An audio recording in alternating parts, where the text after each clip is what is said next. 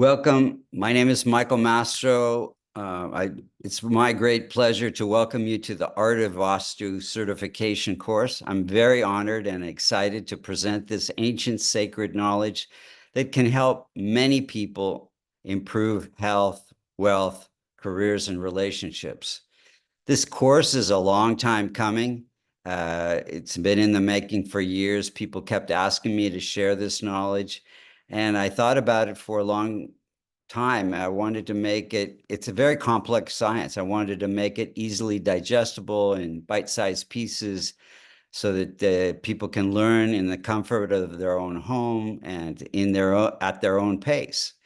Um, I wanted to tell you a little bit about my journey with Vastu. Started in the late 60s. I was a young architect and was very fortunate to meet Maharishi Mahesh Yogi, the Beatles guru, and he asked me to design some buildings in India. And it was at his feet that I learned the basic principles of Vastu that I'm about to share with you. Once I learned about this knowledge, I didn't want to do any kind of other architecture. In school, you learn form follows function, but you never really think about how it affects the people, how it makes them feel. I mean, we've all had the experience of walking into a building or a house. It could be very expensive, but for some reason, we don't feel comfortable. We don't feel like staying there. And it's because one or more of the five elements is out of balance. And we're going to go deeply into this and see, you'll learn which of the five elements was out of balance and learn to correct those imbalances so that people can feel uplifted in any space. So before I start, I wanted to just go over a little bit about what is Vastu? Vastu is the science of architecture. And where does it come from? It comes from Atharvaveda, one part of the Vedas that has to do with improving the quality of your life. In that part of the Vedas, you'll find yoga, meditation, Jyotish, the science of the stars and how they affect us, Ayurveda, the science of healing, Dhanurveda, the science of self-defense, Gandharva Veda, the science of music, and Sthapacha Veda or Vastu Shastra, the science of building. Ancient seers who were in deep meditation cognized the effects of our environment on our physiology, and they wrote it down in this amazing science of Vastu Shastra. And how old is it? Well, it's said to be 7,000 to 10,000 years old. And we know it's at least 5,000 years old because in 1929, archaeologists discovered an ancient city called Mohenjo-daro in the Indus Valley region between India and Pakistan. And this city was unmistakably designed for Vastu. All the streets were set up in a north, south, east, west grid system. All the buildings and the city itself had this open park or meeting space in the very center. All the buildings had open space in the center with a cooking area in the southeast and the sleeping areas in the southwest. And so, yeah, and this civilization was flourishing, very abundant, very creative. And actually, this knowledge can be seen in many of the buildings you're familiar with, the Egyptian and the Mayan pyramids, as well as the Roman Colosseum, the Greek Parthenon. It's the reach of Vastu and its influence was quite amazing. Many thousands of years ago, much of that part of the world was ruled by King Praksit of Hastinapurna, which is now Delhi, and that science of Vastu was had influence reaching in many parts of the world. So about 2,500 years ago, the science was carried over the mountains from India to China and became known as feng shui. Unfortunately, Mongols were invading from the north, and there were red sandstorms from the east. So some of the basic principles were changed in feng shui from Vastu. I've practiced both feng shui and Vastu and just found quicker, more lasting results with Vastu. The goal of feng shui and Vastu is the same, to keep energy moving, because when energy gets stuck, it creates some stress, and that stress can affect some aspect of our lives. So why do we want to do this? We want to implement the science of Vastu because it can improve health, wealth, career, and relationships, and alleviate suffering in the world. So I want to do a short chant before we start, and I want to do a little meditation to help you get acquainted with the 5 elements. So I want everybody to close their eyes, take a deep breath in, and as you breathe out, just become aware of your physical body, your flesh and bones. We come from this earth and we return to this earth. And just by bringing your awareness to the flesh and the bones, we can strengthen the earth element, balance the earth element in our body. And when the earth element is in balance in our body, we feel very grounded, rooted like a tree, able to withstand all the challenges that life brings our way. Take another deep breath in. And as you breathe out, become aware of the blood flowing through your veins. This is part of the water element. And just by bringing your awareness to the fluids in the body, you can bring the water element into balance. Feel that flexibility and that fluidity that comes when the water element is in balance in the body. You feel very much not rigid, flexible, and to withstand all the challenges that life brings your way, you want to be strong and rooted like a tree, but also flexible. Because if you're too rigid, then you'll create stress.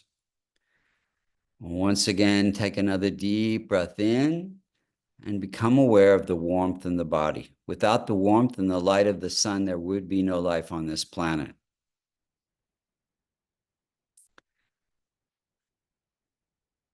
Just by bringing your awareness to the warmth in the body, you can bring the fire element into balance. Feel the powerful energy that comes when that fire element is in balance in the body. You feel strong and powerful, like you can take on any challenge that life brings your way. Once again, take another deep breath in, and as you breathe out, become aware of the air moving out of your lungs. The surface of the earth is covered by about a mile radius of air, the same air that we breathe in and out. And just by bringing your awareness to your breath, the breath is very much key to life. You can live for days without food, but only moments without your breath. You can bring the air element into balance in the body. And when the air element is in balance, we feel very peaceful.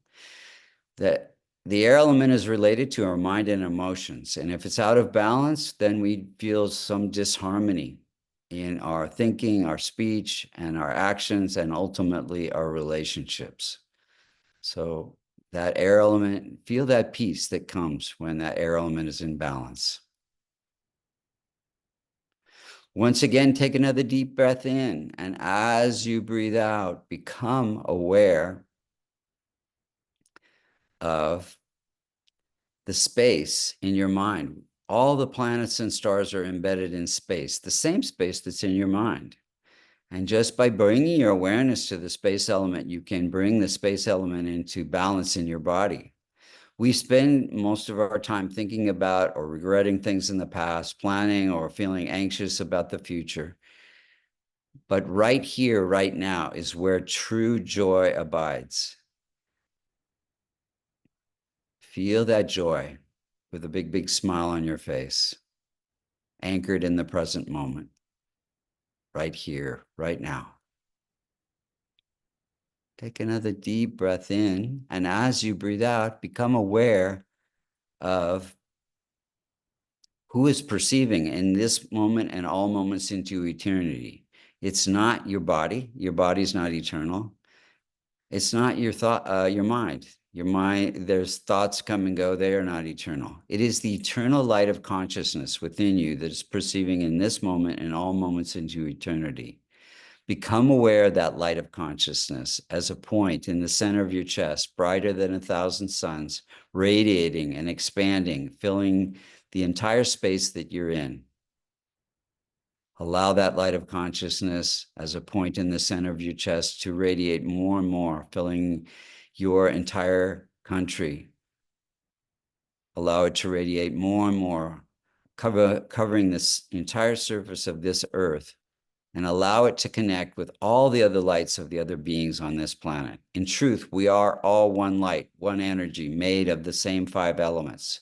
We all walk on the same planet Earth. We all drink the same water, breathe the same air, feel the same warmth, the same light of the sun, and we all exist in the same space.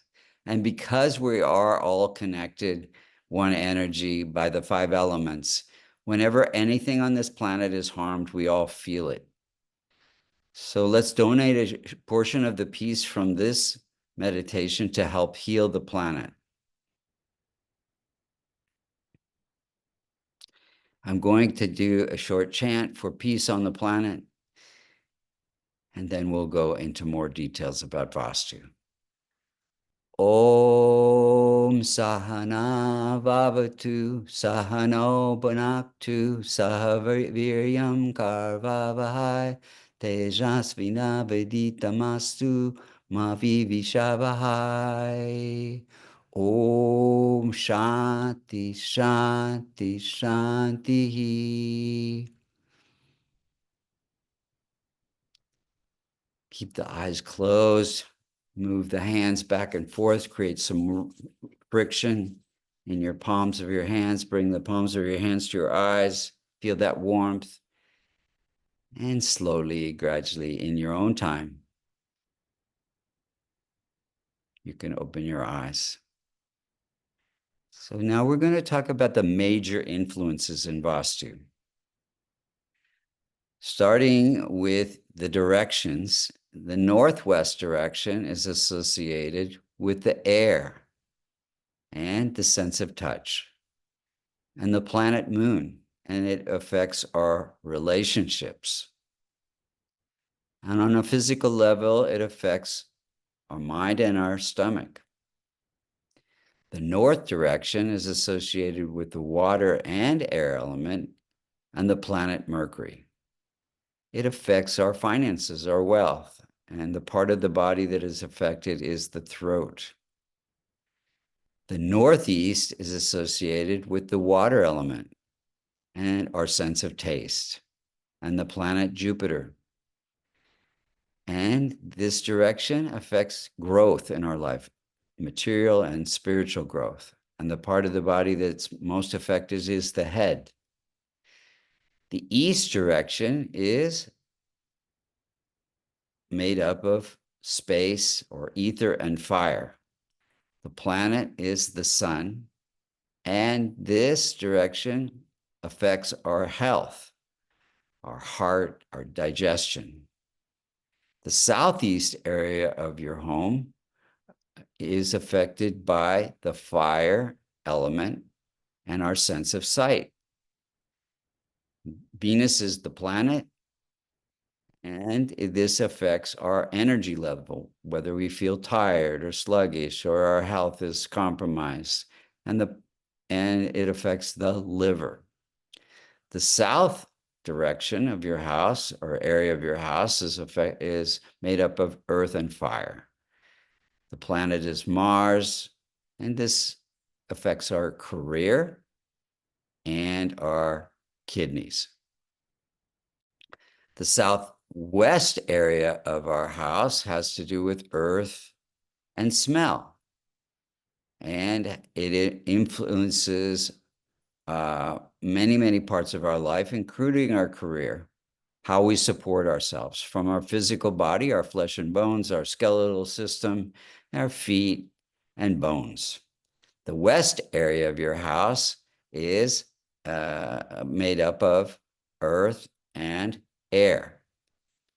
The planet is Saturn, and this affects our creativity, our education, and also the kidneys. Now, let's talk about the 5 elements. Each of the 5 elements is has to do with different things on a global and a personal level and different shapes. The earth element is square or rectangular shape, stable. And it has to do with shape, slope, scale, geomagnetic influences. And on a global level, if it's out of balance, there's earth pollution. The water element is represented by the downward pointing triangle. And this has to do with rain and plumbing and water bodies, toilets, septic fountains, pipes, fountains. And if it's out of balance on a global level, there's water pollution. The fire element is a triangle pointing up. The color is red. And this has to do with sun and light and electricity and form and color, our sense of sight, radiation. And if it's out of balance on a global level, there's global warming. The air element is represented by either a circle or combination of the upward and downward triangle, making a 8-pointed star, or 6-pointed star, excuse me. And it has to do with movement and our sense of touch. And it affects climate, wind, aromatherapy, prana, and if it's out of balance on a global level, there's air pollution. The space element is represented by a dot. And it is very subtle. It affects our hearing, sound, placement, openness, alignment to the cardinal directions. And if it's out of balance on a global level, there's sound pollution.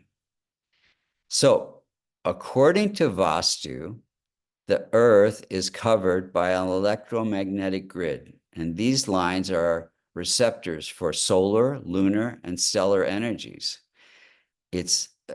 Our house is a living, breathing organism, and it's made up of a grid of 81 cells. And the grid is called the Vastu Purusha Mandala, and is used as a building grid aligned with true north and the earthly grid system of longitudinal and latitudinal lines. And if we align our bodies and our house to this earthly grid system, we get the support of nature. There is some mythology that the earth was about to be devoured by a demon, and all the gods got together and pinned this demon down, and the demon asked for a boon. And he was to remain alive and not killed. And so the gods granted him a boon, said that you will be the spirit of the house, the soul of the house, and protect all the people. And so you can see in this grid the form of a man with a head in the northeast and the feet in the southwest. Now, Vastu is all about aligning ourselves to 2 forces of nature: the solar energy that comes from the east that supports our good health, and the positive magnetic energy that comes from the north that supports our abundance. And by aligning these 2 forces of nature, we get the support of nature. And we'll talk more about what that means. Vastu means building. Shastra means science. Vastu balances the five elements and aligns our buildings with the forces of nature, so giving us support, harmony, and success. Vastu comes from Atharvaveda, as do the sister sciences of Ayurveda, Jyotish, and as well as meditation and yoga and pranayama. And so I am of the belief that these sister sciences give us a holistic look at any kind of illness, any kind of suffering that people are going through. It's good to use all three sciences because um, Vas, Ayurveda balances the five elements of the body, and Vastu takes it a step further to balance the five elements of the body of your body, which is your building. And astrology looks at on a cosmic level how the planets are associated with the five elements and balancing those in your chart to reduce your karmic footprint. Vastu is 7 to 10,000 years old, and it's about we know it's at least 5,500 years old because of the discovery of archaeologists of the ancient city of Mohenjo-daro. And then we have all these examples: the Roman Colosseum, the Greek Parthenon, Egyptian and Mayan pyramids, the Taj Mahal, that have the principles of Vastu in terms of orientation and proportionate work. So electromagnetic grid covers the entire surface of the Earth. The solar grid lines run east to west, and the magnetic grid lines run from north to south. And Vastu buildings are aligned to this grid system, getting the support of nature. This concludes level 1, lesson 1 of the art of Vastu. And thank you so much for participating, and please join us in lesson 2 of level 1, where we're going to talk about the outside influences of Vastu.